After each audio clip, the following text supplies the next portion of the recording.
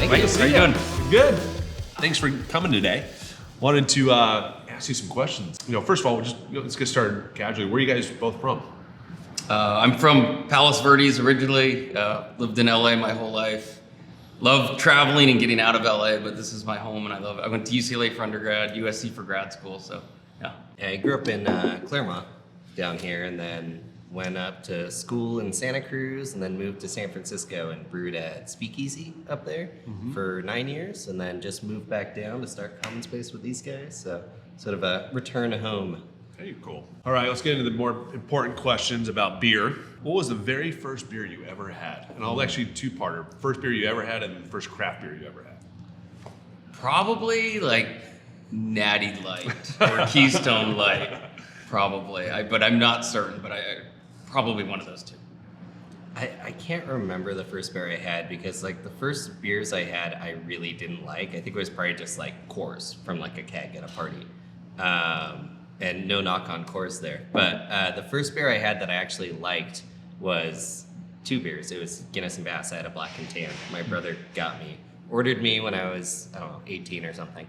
And it was the first time I had beer with flavor. And then I got into stouts and home brewing and kind of everything from there. Just path driven after that one. How about you, Brent? What was your First craft? Probably Red Trolley Ale from Karl Strauss. That I really got into craft beer. I started with like the malty stuff, reds, ambers, browns. Kind of was what got me into craft beer. What sparked your passion for brewing? We just heard about your passion, which was a black and tan. And Brentwood, how about getting into the beer business? So I had homebrewed a few times. I really didn't enjoy it. It's a lot of cleaning. It's a lot of patience. Waiting 4 weeks for a product is a long time for me. I can barely bake because it takes so long. What got me into the beer business was my partner, who I went to UCLA with. We drank a lot of very cheap, crappy beer together. He approached me about 6 years ago with the concept of opening up a brewery, and I jumped at that. I had always wanted to start my own company, and I always wanted to run my own company. I just had never had the right inspiration, and he kind of brought the right inspiration to the business idea, and started running with it about 6 years ago. And how long have you guys been open now? We just did our 3-year anniversary on Saturday. Very cool. So yeah. Once again, congratulations. Thank you. What inspired the name of Common Space? Why chose that one? Yeah, it's just a place to come together, share a beer. I think there's still kind of divisive times in this world, and it's always nice to just kind of come together and forget that stuff and chill out and have a beer. And beer is community, and Common Space is a lot about giving back. And I don't know, when we sort of interviewed each other for this before we started up the company, we just spent the whole time talking about building good company culture and having a place where the employees feel really valued and enjoy their work. And I think all of that kind of goes into what Common Space means to us. Yeah. We had an idea for the brand. We knew what our brand was going to be about, but we struggled with coming up with the right name. We had a lot of terrible names that I'm really glad we didn't stick with. And Kush is being humble. We did a little like founders retreat in San Diego prior to us opening, but we had I think we had started construction on the brewery. We still didn't have a name, but we had a business plan. We knew what we were going to do, and it was his girlfriend that proposed Common Space, and all of us absolutely loved it. We did a vote, 8-0 it won as the best name. Yeah, it was. At that moment, we knew that was the right name for us. Very cool. And then what drew you to choose this location for your brewery and your tap room? I knew, or at least I didn't know. I thought we wanted to be in South LA, in this kind of LAX area because of its proximity to the South Bay, West LA, and downtown. That just felt like the right place for what we wanted to do. And both the city of Inglewood and the city of Hawthorne were extremely welcoming. Both planning departments met with us immediately, basically told us, we will not get in your way, we'll support you, just find your building, get your plan together, and we'll help you open. So it was so cool to have cities with that kind of attitude. It was just awesome. They've been a huge help. That's awesome. Yeah. Very cool. Oh, big question. With an abundance of all the breweries we have now in Los Angeles, what sets Common Space apart from all those? This is like the hardest question to answer, right? Because our focus is quality beer, and that's everybody's focus. But I think what really sets us apart is our team, like the individuals who make up Common Space, and just sort of, it's a hard thing to describe exactly what makes us different, because it is just that it is this very complex mix of people, but everybody really has a voice here, and all of those voices make a really interesting team of people managing this. And I don't know, it's hard to put into words. We're special because of the group of people. So. Yeah. I think so. That's one thing we've really, especially the last 12 months, for people that don't know when this is being filmed, we're just kind of wrapping up a brutal 12-month pandemic across the world. And yeah, more than anything, I think our brand kind of became our team, and our team kind of became our brand. And the effort, the effort from our team was just absolutely incredible to get us through. That's awesome. And so what's been the biggest surprise since starting Common Space that you would say? How much work it is to build a good team.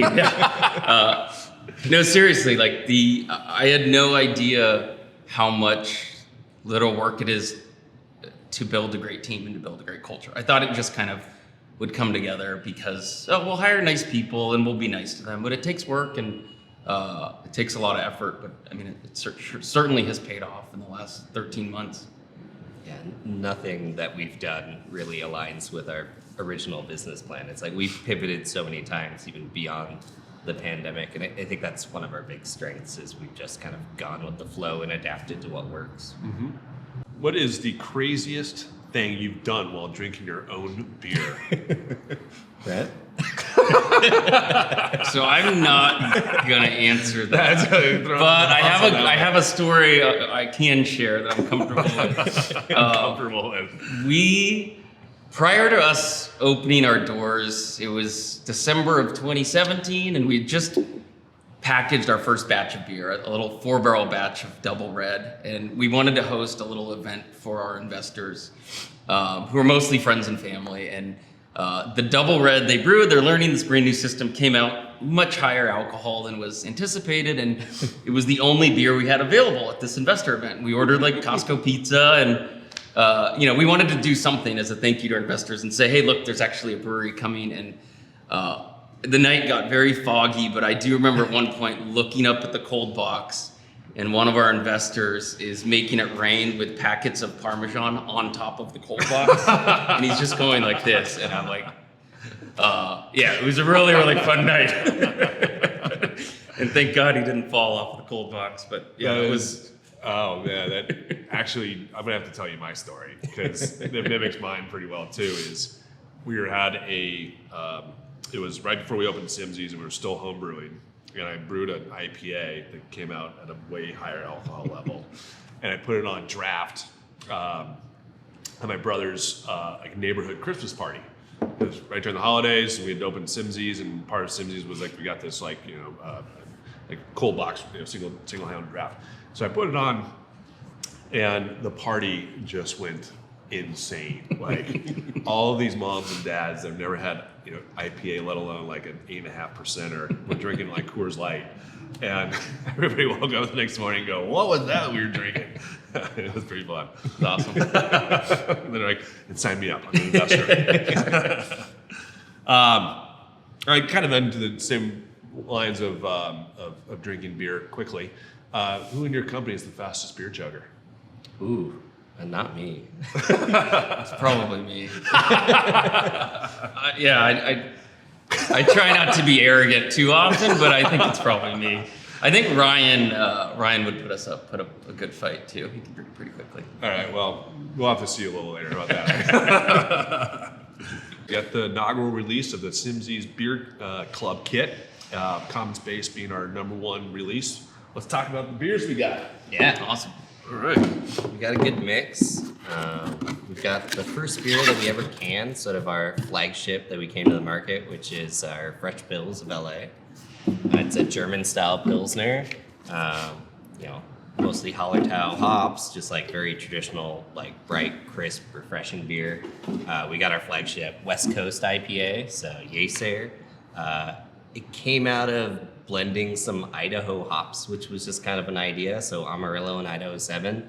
And then we love that flavor and just kind of developed this into sort of our second named recipe that we did. And then our newest beer, this one actually is going to package in a couple days. We got a little mock-up here. This is Pink and Proud IPA. So this is the newest recipe from our brewer Josie, and we brewed it for the Pink Boots. So it's a local women's brewing collective, and this uses their special hop blend. Yeah, so it's sort of built to show off that hop blend. Awesome. And so the style on this is IPA as well. Mm-hmm. Awesome. So you got 3 killer beers. You'll be getting 2 of each of those in your 6-pack, and available at your local Simmzys in the month of April. So get in there. Order now. Order now while supplies last. Please. For both of us. Yeah. So what Simmzys food item would you say pairs well with these beers? My only joke is another IPA. Yeah. Usually pairs well with my first one. I mean, I love the burgers, and I think any of these actually pairs really well with a burger because all 3 of these beers are really bright, crisp. There's not too much bitterness, but there's enough hops in all of these, including the Pilsner, to sort of cut the fat of something greasy like a burger. And it kind of clears your palate, and then you can have another taste of the burger and really enjoy it, and then have another taste of the beer and really enjoy it. So I think in general, beer and burgers goes really well together, but I think IPAs, Pilsners, beers like that pair excellently. Awesome. And I would do the Pilsner with the fish tacos. 10 out of 10 times. Pilsner with fish tacos. Sounds good. Yeah. All right, back to some other life talking questions. If you could have a beer with anyone, dead or alive, who would it be, and why would you choose them? Carly, my wife. Yeah. I don't get a chance That was to have awesome. enough beers with her. I think with my dad, he passed away a few years ago, and he really got me into brewing. He was the home brewer who kind of taught me it, and I'd love to show him where I'm at now in my brewing career. He was really proud that I was starting this brewery. So, Ah, Yeah. God, you guys are sentimental. Yeah, that's awesome. We're very sentimental people. I'm surprised I haven't started crying yet. The last Abraham 13 Lincoln, months, yeah. That's 13 months. I was fortunate enough to get to meet Cush's dad a few times before he passed. It was really nice to meet him and learn the story of how he became a brewer. It's awesome. That's cool. Yeah. Your dad got you into homebrewing? yeah, so after that Black and Tan, when I came home from college for the summer, my dad was like, "So do you drink yet?" And I was still underage. I was like, "Yeah." And he's like, "Okay, let's homebrew." So he pulled out his old homebrewing gear. What a good dad. Yeah, he started making stout. Oh, really? Yep. So he had the gear already set up, lined up. He had the old recipes. We dusted them off. That's awesome. We made a bunch of bad beer, and then we kind of figured out what we're doing. We started making some good beer. That's great. Similar story at Common Space. No, Yeah. I'm kidding. The beer's always been good. If you were to have a celebrity endorse your brewery, who would it be and why? Eddie Vedder. Oh, nice. Hands down, and the rest, and the other members of Pearl Jam, absolutely. I'm a huge Pearl Jam fan. I'm stuck in the mid '90s or early '90s, and I think honestly, they do so many cool philanthropic things that ideally they're endorsing our beer as part of a partnership with them, or we're doing something really cool. Okay, Pearl Jam, you hear that? All right. I Did you can't choose top it? that. Okay. I couldn't take that away from him. Yeah, I know you couldn't. What and then for your favorite beer of all time, what is your favorite beer of all time? And I, because when I ask this of our teammates at our restaurants, I can say, all right, it can be, what's your favorite food of all time? Usually they want to choose something that they eat at our restaurants. Sure. But it can be inside your brewery or outside your brewery. And, I actually how about both, just so you don't have to feel guilty. So we can do both. Okay. I'm gonna kind of give a Helles in Munich. Really? Dude, is that's that? a good call. I know it's kind of generic, but to me, there's nothing in the world like drinking beer in Munich in a beer garden. And if I'm having a Helles in the sun, I'm happy. That's a good call. Yeah. I mean, to avoid the question a little bit, like whatever's cold and fresh. Like, you know, whenever I go to another brewery, I'm like, what's the freshest thing? And, you know, that's what I'm excited to try. Like for our beers, it's usually one of these two. These are like my favorites. So they're the beers that we brew the most frequently. So we've gotten to like really just hone them in, and they're hidden the way I want. Nice. What about you? Can't be comment space. No, I know. Gosh, I think you nail. I would never said Hellas in Munich until like you said that, and then I was like, that was my favorite trip of all time. It was the last trip, one of the last trips pre-COVID, before the pandemic started, and it was like it just not only is it the beer, but it's the whole experience and the culture, and the people are so friendly. And you look down. We were sitting up top, and you look down at one of the tables, and you have the two parents with their like 14-year-old boys, and they're drinking a pint of beer, you know, and it's like, you know, they're teaching them social responsibility drinking, you know. And so it was just like mind blowing, so much fun. So I would agree with you on that one. If I wasn't in Munich, I just say like an ice cold IPA at Simmzys. I'll be honest with you. It's like I built the place to be my favorite hangout, and still to this day, if I'm meeting up for beers with anybody, it's always there. And drinking whatever the freshest IPA is on. So life outside of work, if there was one, what would be your favorite? What hobbies do you guys have, and do they pair well with beer?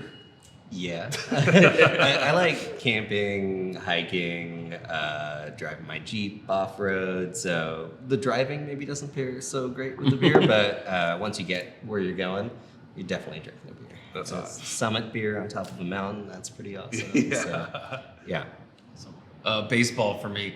Watching baseball, playing baseball, beer goes better with watching, and then after playing baseball is always good. And kind of a new thing I've discovered is I have a little 2-year-old, taking him on hikes, and I have a cool backpack he can sit on, and then I have a cool bike that he sits on. Like taking him on hikes or bike rides, and then getting to stop and have a beer. It's awesome. It's a fun little excursion for us. Yeah. Hanging with kids is definitely pairs well with beer. Yeah. At one point, I got 4 kids, so I have like a shirt that says like beer makes me a better father. Absolutely. It's the first like 3 that make you a better dad, and then at some point, exactly. Yeah, exactly. Yeah, that's all it is. Yeah. Oh man. If you weren't involved in brewing, what would you be doing? If you weren't. I'm not sure. I don't know. I think something creative. I did art before brewing, but I didn't really love doing it as a job. But I think I could see myself doing something in food, or something maybe still in art, something creative. I really like making a product. I love craft. That's why I got out of arts, because it was too specific making a single art piece. I wanted to give the product to the customer, see them enjoy it, and that's why I love beer. So something like food, probably. I'm not terribly involved in brewing. I run the business. The joke I always make is the brewers don't let me point at the equipment because they're afraid I'll ruin something. If I wasn't in beer, I'd hopefully running another business. But this is, I can't think of a better industry to work in. So hopefully, yeah, I guess it'd have to be beer. Perfect. Yeah. And then who does? Speaking of art, who does these killer labels for Not you? me. Yeah, we have a few people. Carissa is our creative director that does a lot of them. Kush's brother has done several. Also, and then we also get. It's really cool. We get people that approach us and want to do a beer label for us. And the beer labels are expensive, and they come to us and they're willing to do it for free. We pay them something because we think it's the right thing to do, but they want to do it just to help build out their portfolio. So we do get some kind of random artists that come in and do some of them, and it's pretty fun to work with them. Yeah, I mean, through all that, there seems to be a continuity of branding, so they're all very cool and fun. Cool. Thank you. Sure. Yeah, we want everything to be illustrative and colorful and kind of capture the fun of common space. So. Nice. Where else do you drink beer other than Simmzys, of course? Is there other? Little Simmzys. Yeah, exactly. Little Simmzys. I mean, I mostly drink beer at home. I'm kind of a homebody, but I live up near Highland Park, so I got to go to the Hermosillo, and I love their beer. So Yeah. LAL works because it's so close and a nice place to get away for a little bit. LAL works, and then Three Weavers is on my way home, so those two spots. What do you guys love most about this, like, just bustling Southern California beer scene? Like, it's changed a lot, hasn't it? yeah, I like that it's like fresh and young. So learning to brew in San Francisco, there was such a developed scene, and it was cool to go up there and find a brewery to work at and be a part of that. But coming down to LA, even in 2016 when I moved down, I think there was only 40 something breweries then in LA County, and now there's, I don't know, 90 something. So everybody's learning, and I mean, the beer industry in general is very friendly and collaborative, but I think in LA, because so much of it is so young, everybody is like more so. So just going to other breweries, asking them how they do things, and everybody I've worked with in LA has been super friendly, super nice, goes out of their way to help you. So I love that. Yeah. Yeah, the people are incredible in this industry. Just so cooperative, collaborative. Even though it's super competitive, there's now something like 100 breweries in LA County, but people still work together. It's awesome. Even at our anniversary, we have people from other breweries coming by to hang out and have a few beers. It's so much fun to see other people walk in. People from other breweries walk into our space and have a beer. It's awesome. That's pretty neat. Yeah. Yeah. Especially for LA County, which, I mean, we're not known for being super nice people. Yeah. So now LA Breweries is like this collaborative group of people. It's the craft beer that made us nice. Right? Yeah, We used to be like fancy wine people, and now we're into craft beer. Everybody warned me when I came down. It's like, oh, you're coming from San Francisco. This is LA now. People won't be as nice. And like brewers were saying that while they're like taking me out to lunch and telling me like how to like make lagers with the water here and like do barrel aging and like just showing us so much love. So it completely proved themselves wrong. Good. Go LA. What's your favorite trend in the beer world right now, the craft beer world? You see any trends coming along? And I'll let you mention lager specifically, but I really love that it seems like there's this trend toward sessionable beers, and not, even though hazy is all the rage, but not quite as hoppy. Sessionable stuff, balanced beer, I think is kind of a trend that I really love to see. But that being said, I'm not a huge hazy fan, but the thing I love about hazy beer in these big, citrusy, aromatic beers, it brings new people into craft beer. And like, I meet people all the time that say, I don't like IPAs. And I'm like, well, try this fruity, hazy IPA. They try that, like, well, it's actually pretty good. Maybe I do like hoppy beers. So, I don't know, kind of a long answer, but that's my answer. Yeah, and I mean, again, like sessionable beers, I love lower alcohol beers, things you can drink a lot of. I like IPAs and stuff too, but I think lagers are something I didn't have an opportunity to brew a lot of, like up at Speakeasy, and it was just sort of tank time, all that, and I see everybody in craft breweries doing lagers now, and I love it. It's fun. So, excellent.